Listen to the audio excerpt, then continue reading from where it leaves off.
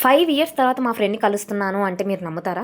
నమ్మాలి తప్పదు. ఎందుకంటే ఇంటర్ అయిపోయిన తర్వాత ఇప్పటి వరకు అయితే నేను మా ఫ్రెండ్‌ని కలవలేదు. హైదరాబాద్ నుంచి వచ్చి రాగానే ఫస్ట్ డే అయితే మా ఫ్రెండ్‌ని కలవటానికని వెళ్తున్నాను. ఎక్కడికి అనుకుంటున్నారా? విజయవాడ రైల్వే స్టేషన్‌కి. మా ఫ్రెండ్ చదివేది భీమవరంలో. బట్ విజయవాడలో ట్రైన్ మారేటప్పుడు హాఫ్ అన్ అవర్ టైం ఉందని చెప్పి నన్ను రమ్మంది కలవటానికి. ఎలాగో ఈవినింగే కదా కాలేజ్ కూడా అయిపోయింది 4:00కే. ఇంకా ఖాళీ ఉన్నాను కదా అని చెప్పేసి మా ఫ్రెండ్‌ని కలవటానికైతే వెళ్ళాను. అదిగోండి ఆ కార్ వెనక దాంకున్నదే నా ఫ్రెండ్ అనమాట. ఫస్ట్ టైం కదా వీడియో తీస్తుంటే కొంచెం భయపడుతుంది.